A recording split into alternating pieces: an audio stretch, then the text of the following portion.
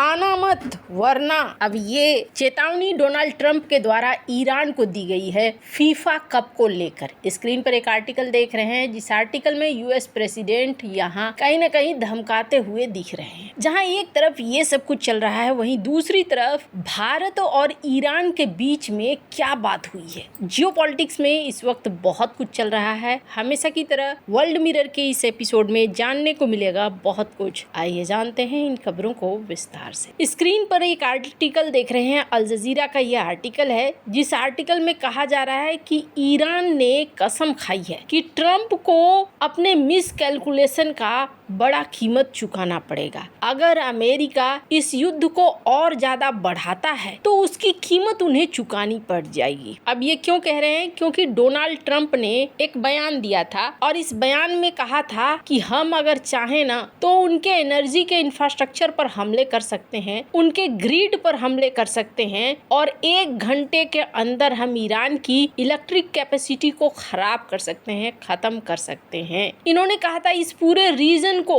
हम अंधेरे में ढकेल सकते हैं मात्र 1 से 1.5 घंटे के अंदर। तो इसको लेकर ईरान की तरफ से कहा गया कि इस युद्ध को आपने मिस कैलकुलेशन के साथ शुरू किया है, शायद आप कैलकुलेट नहीं कर पाए हैं कि हम पर हमला करने का असर क्या होगा और क्या नहीं। हम इसका उत्तर और भी खतरनाक देंगे अगर आपने इसे बढ़ाने की कोशिश की तो। अब है अमेरिका क्या ऐसी तैयारियों में लगा हुआ है? अल जजीरा के ही इस आर्टिकल को देखिए, जिसमें कहा जा रहा है कि यूके के एयरबेस में बंकर बस्टर बम ये लोड किए जा रहे हैं और ये लोड किए जा रहे हैं कथित तौर पर ईरान के लिए। अब एक बड़ा वर्ग है जो क्या मानता है, इनकी मीडिया में भी ये खबर चल रही है। स्क्रीन पर इस वीडियो को देख सकते हैं। US intelligence believe the Iranians squirreled away what's left of their uranium into what's known as Pickaxe Mountain, a nearly impenetrable bunker buried deep in granite where evil scientists have been working around the clock, cobbling back together a program that was obliterated during Operation Midnight Hammer. The bunker busters might not be able to do the trick. Reports say special forces might have to be inserted to physically shut it down on the ground. कहा जा रहा है कि Iran ने अपना संवर्धित uranium को किसी पहाड़ के नीचे काफी गहराई में छिपा कर रखा हुआ है और इसे तबाह करने के लिए क्या बंकर बस्टर बम काफी हैं? नहीं, बंकर बस्टर बम नहीं। इसके लिए अमेरिकी सेना को जमीन पर उतरना पड़ेगा और जमीन पर उतर कर तभी वो इसको हासिल कर सकते हैं। हालांकि जमीन पर उतरना एक बहुत खतरनाक खेल होगा, ये बात सभी कह भी रहे हैं।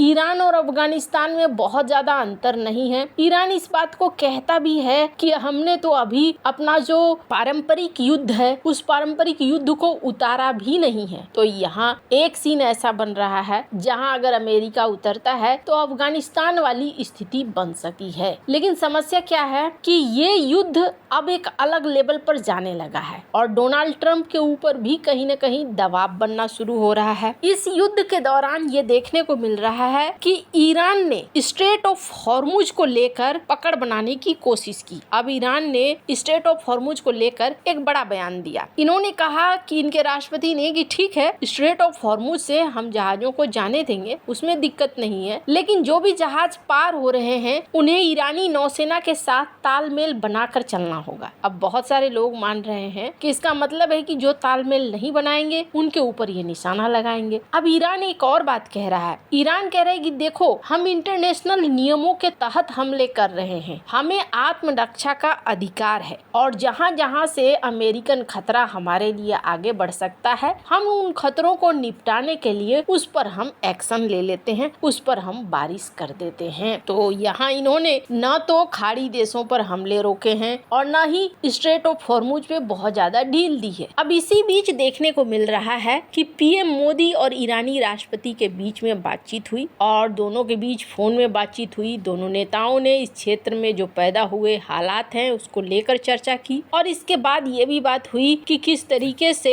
इस संकट की स्थिति में भारतीय नागरिकों की सुरक्षा हो, इसके साथ ही एनर्जी की आवश्यक चीजों को बिना रुकावट आने जाने दिया जाए। बातचीत के दौरान पीएम मोदी ने दोहराया कि भारत क्षेत्र में शांति और स्थिरता का समर्थन करता है, सभी पक्षों से संयम बरतने का अपील करता है। उन्होंने कहा कि मौजूदा तनाव को कम करने के लिए संवाद और कूटनीति ही सबसे प्रभावी रास्ता है। प्रधानमंत्री ने इस पर जोर दिया कि जटिल अंतर्राष्ट्रीय संकटों का समाधान बातचीत और कूटनीतिक प्रयासों के जरिए ही संभव है। सभी पक्षों को इसी दिशा में आगे भी बढ़ना चाहिए। स्क्रीन पर इस ट्वीट को देखिए। वैसे इससे पहले भारत के विदेश मंत्री डॉक्टर एस जयशंकर, उनके ईरानी समकक्ष अब्बास अरागची, इनसे भी बातचीत हुई है और यहाँ व्यापारिक मार्ग को ये सुरक्षित करना चाहते हैं ताकि भारत के पास भी तेल और गैस की कमी न हो, उसी दिशा में ये बढ़ना चाहते। कहा जा रहा है कि फिलहाल तो बातचीत हुई है, जिसके बाद कही गई है कि नहीं, यहाँ पर कोई दिक्कत नहीं होगा। हालांकि आधिकारिक तौर पर पूरा बयान अभी तक नहीं आया है। कुछ मीडिया हाउस कहते हैं कि ईरान से बातचीत हो गई है, अब भारत के टैंकर्स को निशाने पर नहीं लिया जाएगा, और कुछ कहते हैं कि नहीं,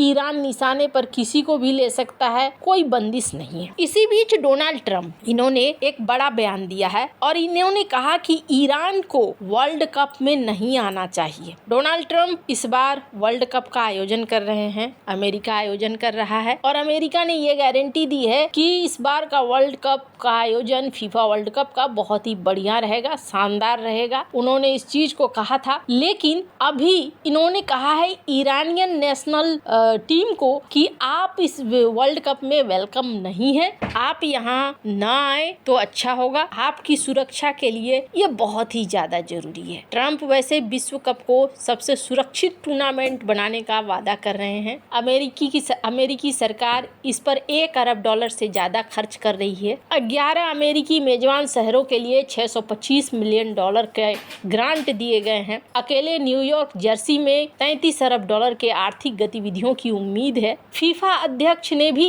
सभी टीमों की सुरक्षा का आश्वासन दिया था, लेकिन यहाँ ट्रंप अब इस तरीके से कह रहे हैं। वैसे अमेरिका में ये पहली घटना नहीं है। बिल्कुल आज के ट्रंप की ही तरह 1979 में सोवियत संघ ने अफगानिस्तान पर हमला किया। अमेरिकी राष्ट्रपति जिमी कार्टर ने साफ चेतावनी दी कि अगर सोवियत संघ अफगानिस्तान से नहीं हटता है तो अमेरिका मॉस्को ओलंपिक का बहिष्कार करेगा। कार्टर ने कहा कि खिलाड़ियों की सुरक्षा और नैतिकता को खतरा है। अंत में अमेरिका समेत 65 से ज्यादा देशों ने बहिष्कार किया था। सोवियत संघ ने बदले में 1984 लॉस एंजल्स ओलंपिक का बहिष्कार कर दिया। परिणाम क्या हुआ था? खेल राजनीति का शिकार बन गया था। अभी भी ईरान क्या इस ओलंपिक में हिस्सा लेने के लिए, क्या इस वर्ल्ड कप में हिस्सा लेने के लिए ईरान जाएगा? नहीं, ऐसा लगता नहीं है कि ईरान जाएगा। परिणाम क्या हो रहा है? परिणाम ये हो रहा है कि खेल राजनीति का शिकार बन रहा है, खिलाड़ियों के कैरियर प्रभावित होंगे। दोनों तरफ से सुरक्षा को लेकर अनुपयुक्त तर्क दिया जा रहा है, बयान दिया जा रहा है। ये घटना सिर्फ फुटबॉल की नहीं है, बल्कि अमेरिका, ईरान, इजराइल युद्ध की नई कड़ी है। ट्रंप की चेतावनी और ईरान का बहिष्कार दोनों तरफ से राजनीतिक संदेश है। ईरान ने भी कहा है कि हम नहीं जाएंगे, हम आपके खेल का बहिष्कार करते हैं। लेकिन क्या कहानी अब खत्म होगी या ईरान पर अभी चालू रहेगी? तो अभी देखकर तो ऐसा ही लग रहा है। डोनाल्ड ट्रंप का एक ट्वीट भी आया है, स्क्रीन पर आप देख सकते हैं, जिसमें डोनाल्ड ट्रंप कहते हैं कि हमने उनके एयरफोर्स, हमने उनके नेवी, हमने उनके सेना को तबाह कर दिया, हमने उनके लीडर्स के जत्थे को तबाह कर दिया है, फिर भी हमारे अखबार कहते हैं कि हम हार रहे हैं, हम जीत रहे हैं और हम इस जंग को जीत चुके हैं। मामला अभी तो शांत होता हुआ नहीं दिख रहा है। ईरान की 3 शर्तों को अमेरिका मानेगा, ये भी दिख नहीं रहा है। ऐसे में लग रहा है कि कुछ दिन और चलेगा ये युद्ध। आपको क्या लगता है? कमेंट कर अपनी राय जरूर बताएं। जल्द मिलते हैं अगले वीडियो में नई खबर के साथ।